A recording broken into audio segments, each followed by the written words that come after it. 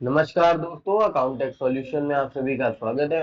Guys, अगर आप busy accounting software में गलती से कोई सेल परचेज रिसीव पेमेंट या जनरल जैसे वाउचर सेव हो गए हो और आप उसे डिलीट करना चाहते हैं, तो इस वीडियो में मैं आपको सिर्फ डिलीट करना ही नहीं बल्कि ये भी बताऊंगा कि वाउचर डिलीट कब करना चाहिए और कब नहीं।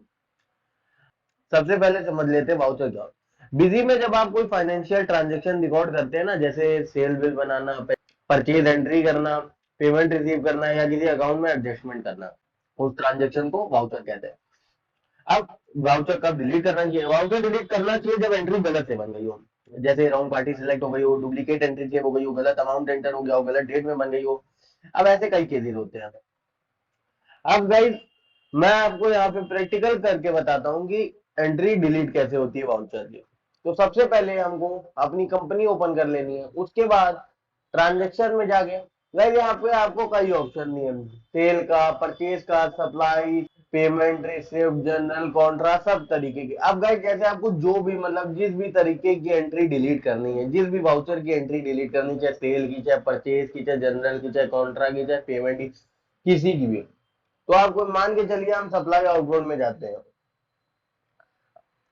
अब सप्लाई आउटवर्ड में जाने के बाद गैस आपको जिस भी डेट की एंट्री डिलीट करनी है, वो आप यहाँ पे वाउचर नंबर या वाउचर डेट डाल के सेलेक्ट करके फिर डिलीट कर सकते हैं। अब जैसे मान के चलिए मेरे को ये एंट्री डिलीट करनी है, तो अब मैं इसको कैसे डिलीट करूंगा? तो गैस आप सभी के कीबोर्ड आपको की दी गई है F8। आप यहाँ पे जब F8 को प्रेस करेंगे तो यहाँ पे आपके देखिए, यहाँ पे कंफर्मेशन का मैसेज आ जाएगा, do you want to delete this voucher.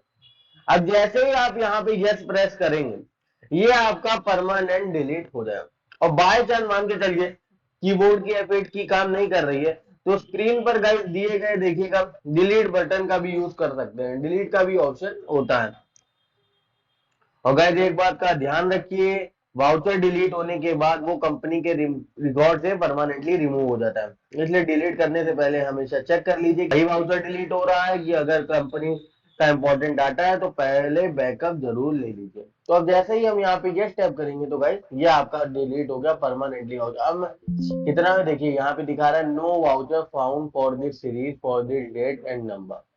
अब देख लीजिए गाइस ये आपका डिलीट हो चुका है। तो गाइस आज आपने सीखा वाउचर क्या होता है, वाउचर को कब डिलीट करना चाहिए, कब नहीं करना चाहिए, बिजी अकाउंटिंग सॉफ्टवेयर में वाउचर डिलीट करने का कंप्लीट प्रोसेस। अगर वीडियो पसंद आई हो तो लाइक, शेयर और चैनल को सब्सक्राइब जरूर करें। मिलते हैं बिजी अकाउंटिंग की एक और हेल्पफुल टॉपिक के साथ। धन्यवाद।